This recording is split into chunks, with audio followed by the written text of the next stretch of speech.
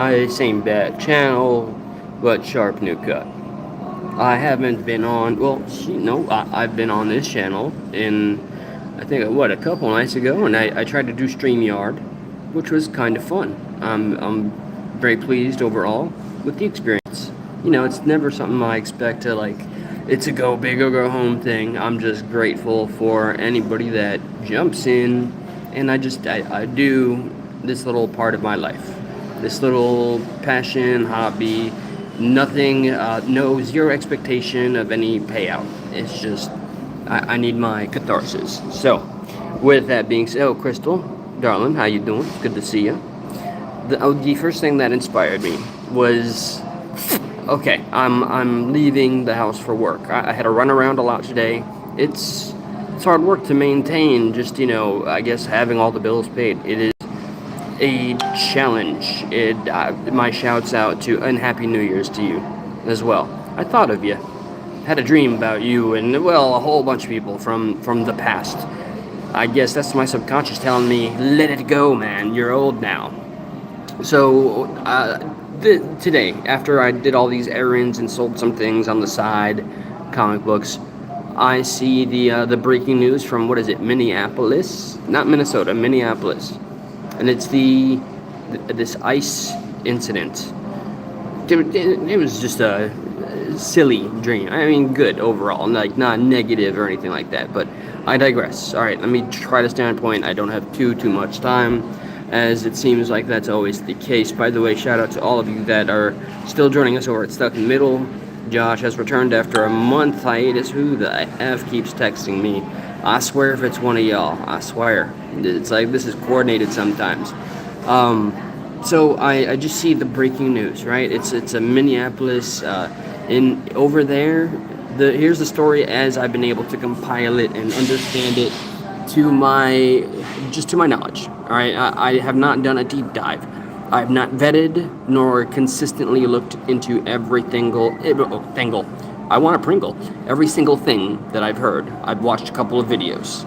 I read an article, and but first I want to talk about the reaction that somebody in my family had to this incident, which was what the ICE employee in the vehicle drove. What's up, Joe Barron? I hope you're well too, bro. I hope you're well. We do the best we can, one fucking day at a time. No matter how soul-sucking it is, we do what we do. This just so happens to be an area where I don't feel like it's draining my soul.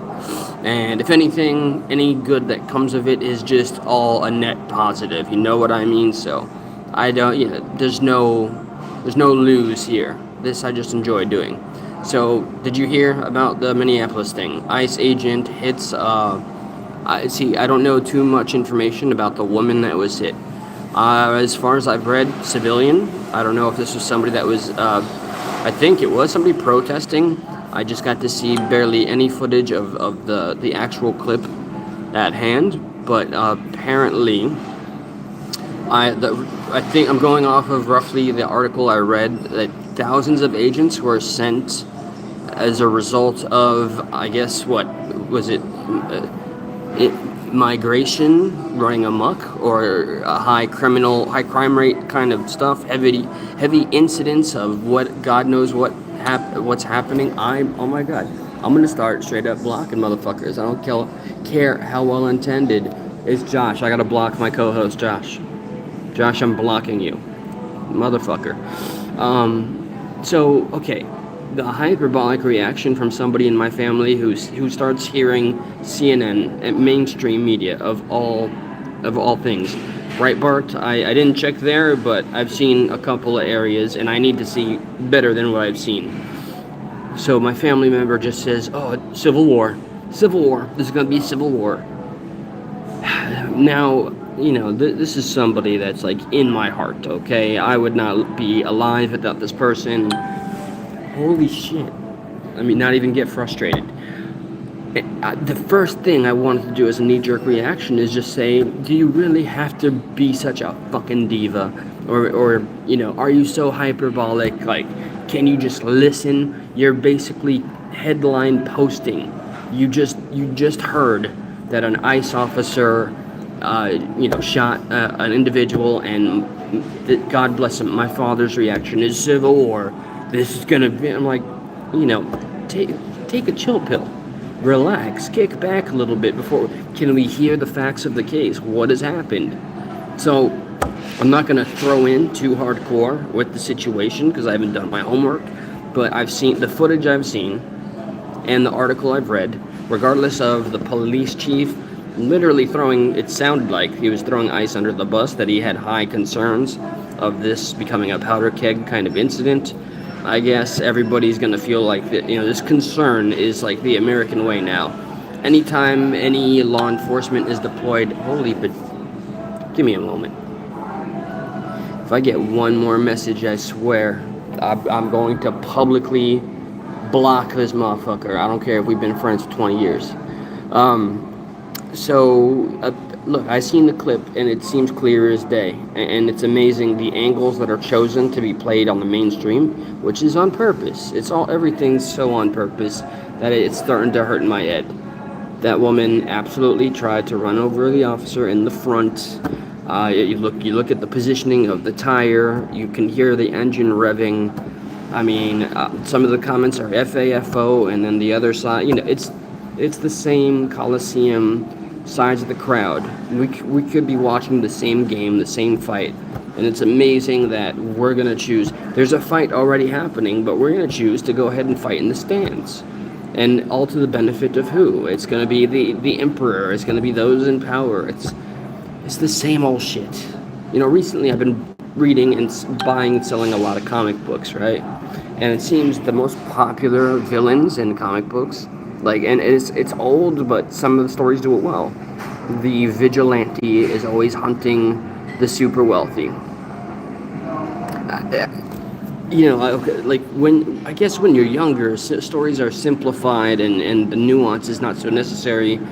Always positioning, it's easy. Is that always the case? Do we all really feel like that as a society? Is a question I'd like to ask. Do we really feel like, hell, I know I don't feel none too pleased about the wealthy out there that never have to know struggle in terms of how they're gonna pay for this or that or get to the next day, when it comes to eating, breathing, sleeping, where they're gonna wake up, all the kind of struggles that I think a lot of Americans have gone through together. They should be a unifier, yet we're amazingly divided. So this out-of-touchness, it's something that when it's not a cosmic enemy or something, it's always some wealthy somebody in the shadows, puppeteering. Is this a collective conscience thing that doesn't know party lines, that acknowledges that this is like an existential threat at all times? I don't look at it and I don't read it, these particular stories, as like a wokeism thing. But, they say truth said in jest. Artists tell stories, artists tell the truth with lies, and politicians tell lies with the truth, something along those lines. I may be misquoting. But I don't know. And all this, and all it takes with that, let's say that is the case always, that we're under the thumb of somebody that just doesn't know what it's like to be an average human being trying to get by and trying to come up, trying to survive, do better, whatever. And then we have one chaotic event between somebody, honestly, think of this officer. He's somebody that got a nice sign-on bonus. I think ICE, if you're employed by them, $50,000 sign-on bonus. Sorry, I'm not slurring. I just eat these. I chew on these since like elementary school, and I'm gonna keep on messing up my speech. What do you got? That's awesome. I'm fantastic, bro. Take that shit to the mountaintop. I'm getting a lot of messages.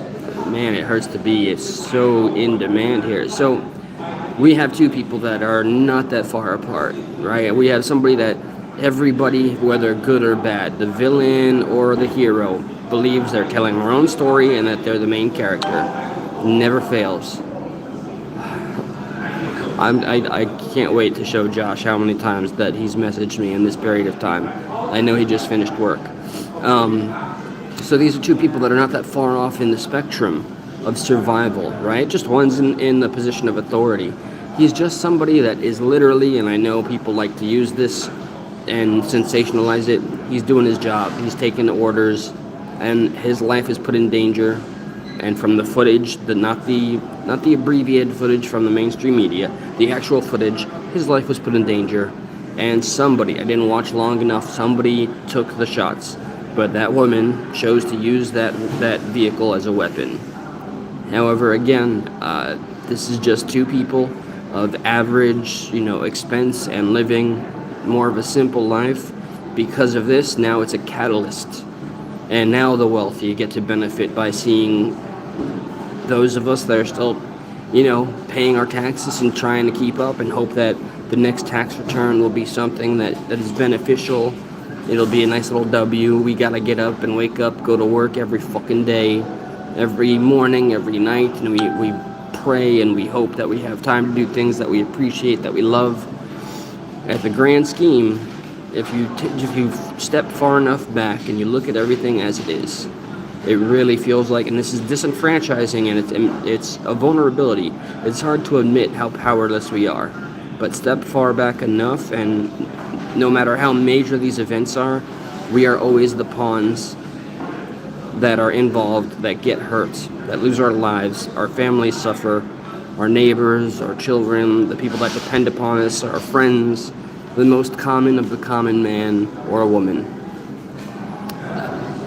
Maybe there is a parallel, a popular parallel. Maybe it's not a woke thing to position shady wealthy motherfuckers. I'm not talking about public entrepreneurial spirits that, give to charity. I'm talking about, whatever's out there, whatever name comes to mind. And I wish I could better articulate and hone in on one of these individuals being one of the targets, so to speak. One of the individuals that we know and we can label as being a part of this problem is always influencing all of us that are not living any better than the next, but still we are fighting each other. We're so distracted by everything. Everything is special interest controlled. Everybody's pockets are getting filled except for us, the common folk. I know they say we've come far from the dark ages, and while we have pretty toys and technology. When it comes to the primordial way that we think, we have not really evolved that much. We are easily manipulated, we're easily blinded, easily distracted. We jump from one tragedy to the next as if the last one didn't happen. We don't forgive, we don't forget, but we understand. We're so complacent how one hit comes after the other, life goes on. We take these hits and we look at how does it really impact me? And these large issues, these large problems that all do impact us all, so much so that psychologically we're at war with each other. The Civil War has already begun. We're just fighting it spiritually and mentally. We haven't exactly picked up arms just yet. And I'm struggling to find that hope. I'm struggling spiritually and politically. I know where, my line in the fucking concrete, the wet concrete before it solidifies is. I know who my enemies are. No hatred in my heart. I know who I fear, and I know who I want to keep my eye on. I think I know who my allies are, but all of this still remains a concern. So this one incident, somebody in law enforcement that's just doing their job, whose life was put in danger, the result had the attacker killed, and now, all of a sudden, people just so easily jump to, we're all going to fight each other. And that makes me sad. No real point to that. Oh my god, is that... sorry, hi Elise. I couldn't tell if you were the Elise from somebody I've known years ago, Sarah. I seen your message. OT, what's up, brother? I went into I locked into my rant. I blanked out. What's the red face? Was that like a fucking Wings Redemption shit? Full Metal, the officer who got hit by the car. That's what I thought, based on the image I saw. That's what I think. Look, I'm eager to see the next Doc the Middle show, which is tomorrow. If you're not familiar with this, you just jumping into my random ass bald head, talking all this craziness. Just look up Stuck in the Middle podcast. You're more likely to find some of our like flash in the pan episodes that let me not talk views, but you look it up, you'll see my face with a lot more hair and a blonde fella that used to look like Ryan Gosling. He's like 80 years old now, but no, I kid. Find us. We have a lot to talk about. We barely were able to finish the topics and the docket we've collected, and now with this, that we're gonna have an episode that never ends, and I believe that's Thursday night. I'm gonna rush out of work and drive 100 miles per hour so we can start at 9 p.m. and I hope to see those of you there. All I got is this little passion. How that's fucking fantastic. I don't know. Let's see. How do I come back to that? Is this a projection, Mr. Music Man? I don't know. Maybe you should ask your mother. Are you my son? I think that's possible, given my age. You're my son. Yeah. That's it. Don't hit. Hey, I can't disagree. I can't agree more with the sentiment of FAFO. Sometimes it is that simple. There's not a lot of nuance when it comes to this. I don't give a fuck about the context. You after someone in the position of authority, you put their lives in danger. You're putting your own in danger, and you got about a 50-50 of walking away. It's pretty cut and dry and simple. But let's see. Find me on Stuck in the Middle, and that's where all the passion is. This is the last passion project of my life. So many pursuits that I had throughout this life. It's the one I got left. So see you there Thursday night, hopefully 9 p.m. Bless you till then. I'm gone.